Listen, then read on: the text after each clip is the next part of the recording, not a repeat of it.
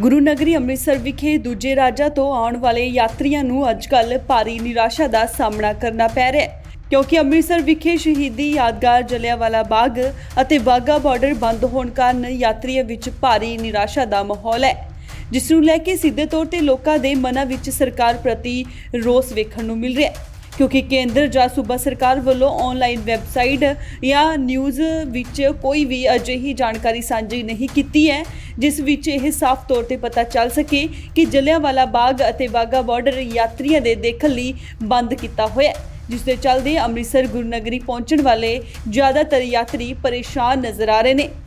इस संबंधी गलबात करदे दिल्ली तो अमृतसर घूमण पहुंचे यात्री रश्मि शर्मा, राजेश्वरी शर्मा और मनोज कुमार ने दस्सिया कि वह पहली बार गुरु नगरी अमृतसर विखे मन विच बड़े चाह लैके घूमण आए सन ਅਤੇ ਉਹਨਾਂ ਵੈਬਸਾਈਟ ਤੋਂ ਸਾਰੇ ਹਿਸਟੋਰੀਕਲ ਸਾਈਟਸ ਬਾਰੇ ਦੇਖਿਆ ਕਿ ਅੰਮ੍ਰਿਤਸਰ ਵਿੱਚ ਕੀ ਵੇਖਣਯੋਗ ਹੈ, ਜਿਸ ਵਿੱਚ ਮੁੱਖ ਤੌਰ ਤੇ ਸ਼੍ਰੀ ਹਰਮੰਦਰ ਸਾਹਿਬ, ਜਲਿਆਂਵਾਲਾ ਬਾਗ ਅਤੇ ਵਾਹਗਾ ਬਾਰਡਰ ਦੀ ਜਾਣਕਾਰੀ ਪ੍ਰਾਪਤ ਹੋਈ। ਪਰ ਜਦੋਂ ਅੱਜ ਉਹ ਅੰਮ੍ਰਿਤਸਰ ਪਹੁੰਚੇ ਤਾਂ ਸਿਰਫ ਸ਼੍ਰੀ ਹਰਮੰਦਰ ਸਾਹਿਬ ਦੇ ਦਰਸ਼ਨ ਕਰ ਪਾਏ ਅਤੇ ਇੱਥੇ ਪਹੁੰਚਣ ਤੇ ਪਤਾ ਚੱਲਿਆ ਕਿ ਜਲਿਆਂਵਾਲਾ ਬਾਗ ਅਤੇ ਵਾਹਗਾ ਬਾਰਡਰ ਸਰਕਾਰੀ ਆਦੇਸ਼ਾਂ ਤੇ ਬੰਦ ਕੀਤਾ ਗਿਆ, ਜਿਸ ਦੀ ਕਿਸੇ ਵੀ ਵੈਬਸਾਈਟ ਤੇ ਕੋਈ ਜਾਣਕਾਰੀ ਨਹੀਂ ਮਿਲਦੀ, ਜਿਸ ਦੇ ਚੱਲਦੇ ਉਹ ਬਹੁਤ ਨਿਰਾਸ਼ ਹੋਏ। ਉਹਨਾਂ ਨੇ ਕਿਹਾ ਕਿ ਸਰਕਾਰ ਦਾ ਇਹ ਮੁੱਢਲਾ ਫਰਜ਼ ਬਣਦਾ ਹੈ ਕਿ ਉਹ ਦੂਜੇ ਰਾਜਾਂ ਤੋਂ ਆਉਣ ਵਾਲੇ ਯਾਤਰੀਆਂ ਨੂੰ ਇੰਟਰਨੈਟ ਰਾਹੀਂ ਸਮਾਂ ਰਹਿੰਦਿਆਂ ਸਹੀ ਜਾਣਕਾਰੀ ਮੁਹੱਈਆ ਕਰਵਾਉਣ ਤਾਂ ਜੋ ਕਿਸੇ ਨੂੰ ਕੋਈ ਵੀ ਖੱਜਲ ਖੁਆਰੀ ਨਾ ਹੋਵੇ। रश्मि शर्मा। कहाँ से आया? दिल्ली से। रश्मि जी, आप दिल्ली से आए, किस लिए आए थे आज अमृतसर में? हम अमृतसर घूमने के लिए आए थे कि जलियांवाला बाग, वाघा बॉर्डर हम देख सकें, पर यहाँ पे कुछ भी देखने को नहीं मिल रहा, सब कुछ बंद है। तो कितनी परेशानी हो रही है आपको? तो बहुत ज़्यादा परेशानी हो रही है। एक तो कोविड है और हम इतने टाइम से एक्साइटेड थे कि यहाँ पे आएंगे देखेंगे, पर सब कुछ बंद है, तो ऐसा लग रहा है क्यों आए यहाँ पे, इससे अच्छा तो दिल्ली में घर पे ही बैठ जाते। पहले आए थे आप कभी? नहीं, फर्स्ट टाइम आए हैं। तो कहीं नेट पे या ऑनलाइन कोई भी इन्फॉर्मेशन नहीं थी? नहीं, यहाँ कुछ भी इन्फॉर्मेशन नहीं डाली हुई कि ये बंद है कि खुला है कि कंस्ट्रक्शन चल रहा है, कुछ तो बताना चाहिए था ताकि हम उस हिसाब से अपना प्लान बनाते।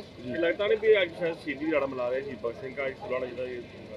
नहीं, बिल्कुल आज तो खुलना चाहिए था, इनको डेट और टाइम अपना देख के बंद करना चाहिए था, इनको कंस्ट्रक्शन करनी है जो भी करना है तो आज तो इनको खोलना चाहिए था। ये बहुत दुख की बात है कि आज नहीं खुला हुआ। इंडिया में डिजिटल होने का दावा किया जा रहा है, लगता नहीं है कि डिजिटल में डाला होता, सोशल मीडिया प्लेटफॉर्म में डाला होता तो आपका जो सफर है वो बच जाता आज? हाँ, बिल्कुल बच जाता। हमारा पैसा, हमारा टाइम, हमारा सब कुछ बच जाता और यहाँ पे आके बिल्कुल वेस्टेज लग रहा है कि हम यहाँ पे क्यों ही आए हैं। प्रशासन से क्या अपील करना चाहते हैं? यही कि अगर इसको कंस्ट्रक्शन वो लोग टाइम वगैरह देख के करें और अगर कर रहे हैं तो उसके बारे में अपडेट तो करें पब्लिक को कि पब्लिक उस बारे में जान सके, अवेयर हो सके कि ये बंद है, तो उस टाइम पे ना आए वो। अपना नाम बताइए। मेरा नाम राजेश कुमारी है। कहाँ से आए हो? दिल्ली से आए हैं। कहाँ पे आए थे आज? दिल्ली से आए, किधर आए थे, किस हाँ लिए जी, आए? हम तो स्पेशली यही आए थे गोल्डन टेम्पल, वाघा बॉर्डर और ये जलियांवाला बाग देख सके, लेकिन गोल्डन टेम्पल तो खुला, बाकी जलियांवाला बाग और वाघा बॉर्डर बंद है।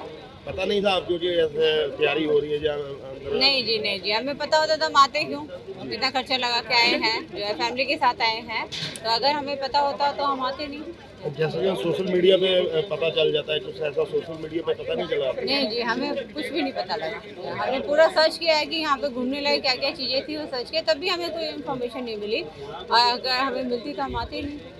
कितनी नाराजगी हो रही है? हाँ जी, नाराजगी तो है जी, पैसा खर्च किया और आए हैं, इतने परेशान हुए हैं हम, जो है कोविड में भी आए हैं हम घूमने के लिए, जो है, लेकिन जब कुछ है ही नहीं तो फिर क्या देखें बताओ।